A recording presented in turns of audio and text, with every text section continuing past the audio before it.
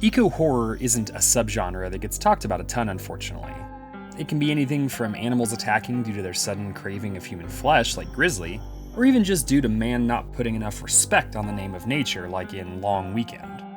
The heyday of these types of films is undoubtedly the 70s, with things like Prophecy, The Swarm, Piranha, Phase 4, and a few other standouts.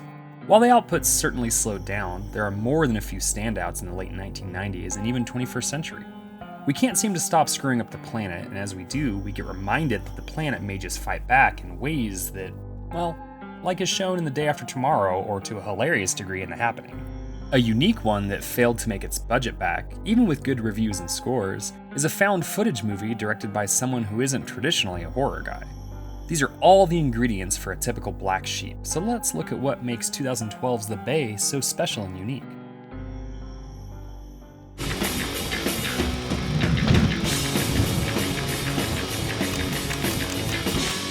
Before we continue with our video, here's a reminder to click the Store tab on any of our JoBlo channels and browse our collection of the latest and freshest designs in our merch store. Go get you some. Now, let's get this out of the way before we get too far into this video. The Bay has its flaws. The main character portrayal is somewhat annoying, and they use a lot of unknown or little-known actors in roles, and many of them also kind of fall flat to an almost distracting degree. The main character of Donna is played by Heather Donahue. It's unfortunate that her performance here is so wooden because she's a very active actress in both voice acting and in front of the screen. She had long runs in series like You're the Worst and Be Positive. That Guy actor Christopher Denham, TV mainstay Frank Deal, and Cabin in the Woods star Kristen Connolly are the names that both stand out and are recognizable when you see them on screen. I can't tell if it's the script, the directing, or just the way they took the characters that come across a little off when you watch it. The good thing, and kind of a silver lining here, is that the movie's lent another dimension of realism due to this odd approach. I mentioned the director not being the first name to come to mind, and that's because, honestly, what do you think of when I talk about Academy Award winner Barry Levinson? While he's done some great stuff like 1982's Diner, Rain Man, and Wag the Dog, he hasn't done much horror. In fact, the closest thing to horror besides this is Toys starring Robin Williams. I'm kidding. That movie gets a lot of hate, but I like it and kind of grew up with it. The credited writer is Michael Wallach, and this is his only credited movie. What's interesting about the genesis of The Bay is that it was never intended to be a horror movie. Levinson was asked to produce a documentary about the pollution problems facing the Chesapeake Bay up in the mid-Atlantic. Levinson was on board in full steam ahead until he realized that Frontline had already done a piece on it. Not to waste the research and still get the word out about a very real issue, Levinson decided to turn this horrific true story into a horror movie that he boasted is, quote, about 80% accurate, factual information. The script was much shorter at first with fewer characters, but Levinson decided to turn it into a popular found footage style of film. Not to capitalize on current trends or make a killing at the box office, the movie actually flopped, only making $1.6 million on its $2 million budget, but because the director wanted to use footage from all the people going through the event rather than just documentary crew footage. I actually really like this aspect, because instead of finding a way to make the technology of the time irrelevant, Levinson uses that technology to tell his complete story and, as we find out later, the footage was all pieced together and leaked to the world at large to warn the rest of the country. The movie boils down to what I consider traditional eco-terror. Man messes around with radiation and killing animals and the environment and ends up paying the ultimate price while the government and towns scramble to survive and cover it up respectively. Isopods that live in the bay have been toxically mutated from all the chicken waste that has been dumped into the bay. The chickens were pumped with so many steroids that the isopods began to grow at a rapid rate and are becoming aggressive. What we see of this in the beginning is that many people during the 4th of July celebration begin to have skin issues that rapidly turn into bleeding and death. We know that the fact that the reporter is narrating the story and her events, that she will make it out, but every other character we run into has an air of suspense in what we know some of them will die, but no idea how many or exactly when. The movie, and the footage that we're watching that's patched together to tell a story, is broken down into a few different characters.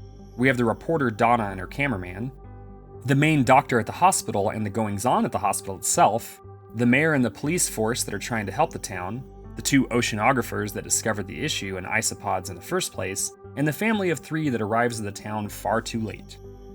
We get to see the footage from security cameras, phones, Zoom calls on computers, and police car cams, to name a few, and each party adds an important piece to the puzzle. There are genuinely frightening parts to be found, too. Particularly chilling for me were the scenes where the cops enter a house and the call with the CDC. Dr. Jack Abrams, who is in charge of the hospital and desperately seeking help for his town, has to watch his patients continue to get worse. When he calls the CDC, they ask him questions that ultimately frustrate him as he has tried to do everything he can to identify and fix the problem. Or, at least slow it down. The CDC looks woefully hopeless in both their analysis and recommendations until the good doctor has nothing left to do but leave. No, that's what they actually suggest to him. Pack up his stuff and get out while he's still healthy. Tragically, he has become infected now and spends the remainder of his time in the hospital. It looks like it could double as a location in a Resident Evil game. In a great piece of subtle storytelling, one of the first video calls we see is from a young girl explaining how she's feeling after being infected, and we see her body among the rest of the townspeople that have perished in the hospital that they went to for treatment. The police part of the story has a sense of suspense that resides on the other end of the spectrum. It lives in the unseen. It's a small town, so there isn't a massive police force, but the ones they have are traveling around the town trying to help the public that very much needs saving. At some point, they enter a house after receiving a call complaining of strange screams. Whether due to budgetary constraints or just an active directing choice, we don't see anything that goes on inside the house, and instead watch through a fuzzy camera shot and listen through an enhanced audio recording. The deputies find a family that is dying from the infection and isopods, but the worst part is their pleas and begging to be killed. Shots are fired and one of the deputies is infected and subsequently killed. When the mayor and the sheriff show up to find the car, a shell-shocked officer kills the sheriff and himself before the mayor is killed in a traffic accident. While we find out later that the mayor ignored pleas from the now deceased oceanographers and was a classic politician, the whole scene is shocking in its brevity and bluntness. While there are other aspects to other parts of the movie that are harrowing or downright frightening, these scenes bring everything that is horrifying about the Bay together. It's of note that this was also produced by Jason Blum and Paranormal Activity's Oren Peli a bit before Blumhouse became the preeminent spookhouse production company it is. The other parts of the movie that really hit are the deft use of practical and CGI mixed together when needed, and the fact that while the events and the creatures are exaggerated, the isopods are very real. Cymothoa exigua, and that's probably not how you say it, is a very real thing that attaches itself to the tongue of a fish and replaces that tongue with itself to drink the fish's blood. This is horrifying in and of itself that it exists in nature, but man, to see them that size that they are in the movie and doing it to humans is something else entirely. It gives even more frightening context when a large school of these things attack and kill the oceanographers. The Bay could certainly count for our other horror series, Best Horror Movie You Never Saw, as 2012 gave us some heavy hitters like Prometheus, Sinister, which studies somehow say is the scariest movie of all time. Seriously, look it up. We also got sequels in the Underworld, Paranormal Activity, and Resident Evil franchises, and better movies like Cabin in the Woods, The Innkeepers, and Woman in Black. Hell, there were more intriguing and popular found footage movies like the fourth Paranormal Activity, Chernobyl Diaries, and the first VHS. While it's not the best horror on this list, it's pretty different from a lot of other horror and found footage, as well as bringing back a mostly dormant eco-horror genre temporarily back into the limelight. Its black sheep status is crowned because it's better than its reputation and does not deserve to be as forgotten as it was. And certainly not with other movies that are far worse in the decade it came from. It's not a hard movie to find streaming, and it's a fun excursion to the world of the planet striking back after getting taken advantage of.